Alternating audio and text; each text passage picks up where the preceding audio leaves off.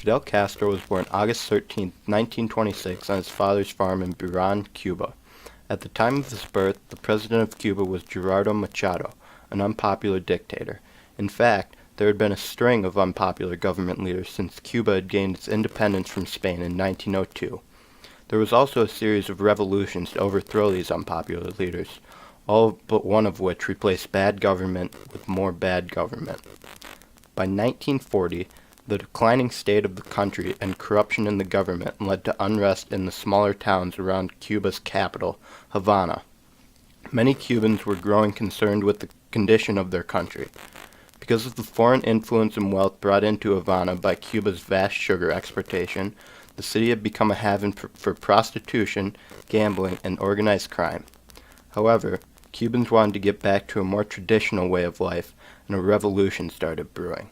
The final straw for Cubans was in 1952, when the president, Fulgencio Batista, canceled the election and declared himself leader. Finally, the people of Cuba called for a revolution. There had to be a leader of this revolution, and Fidel Castro seemed to be a perfect candidate. That year, he was running for a seat in the Cuban House of Representatives. He contained a deep nationalism and rallied against corruption and gambling, making him very popular among the people. His first attempt at an armed rebellion failed miserably, causing the deaths of 65 of his soldiers and the capture of himself and his brother Raul. During his trial, Castro spoke for nearly 4 hours in his own defense, but was still sentenced to 15 years in prison. After only 2 years, Castro and other political prisoners were released under immense political pressure. He was exiled to Mexico, where he planned a new revolution. Fidel Castro returned to Cuba in 1956 with 80 men. They landed on the southeastern shore of Cuba and began their journey to Havana.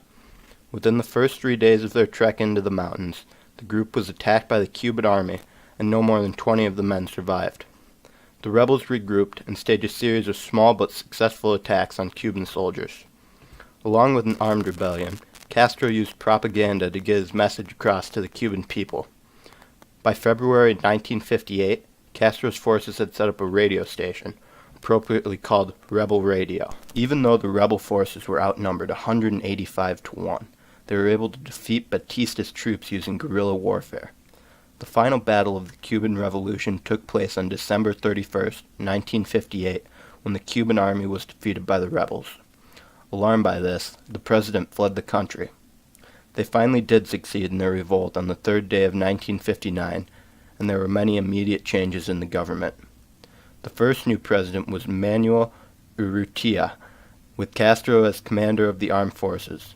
However, this didn't last very long, and Urrutia was forced to resign after only about 5 months, pushing Castro to the head of the government.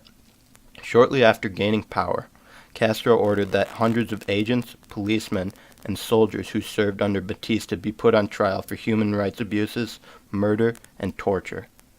Most were executed or imprisoned. Castro also had very different ideas on how the government should be run. He promised to create honest administration, reinstate full civil and political liberties, and undertake moderate reforms. He said that, not communism or Marxism is our idea. Our political philosophy is representative democracy and social justice in a well-planned economy. However, it seemed that the government did, in fact, have communist ideals. By 1960, the government had reclaimed $25 billion worth of land privately owned by Cubans. That same year, they also stated that all foreign-owned land now belonged to the government. Along with privately owned land, the government claimed land belonging to the Catholic Church and declared itself an atheist country. Outrage over these policies caused many upper and middle-class Cubans to leave the country. But the Castro administration made many reforms for the betterment of the people in its first 10 years in power as well. They provided laws that ensured equality for black Cubans and women. They also improved medical facilities, health, housing, and especially education. After Castro's takeover of the government, every child in Cuba received education, as opposed to only half before 1959. But these positive reforms didn't outweigh the negatives in the minds of many Cubans. In 1962, Castro began acquiring weapons from the Soviet Union, and ballistic missiles capable of carrying nuclear warheads were stationed in the country. During that same time, Castro created a one-party government to exercise total control. Although Castro guaranteed a job to every Cuban, the economy didn't achieve much growth, and they continued their dependence on trade with the Soviet Union.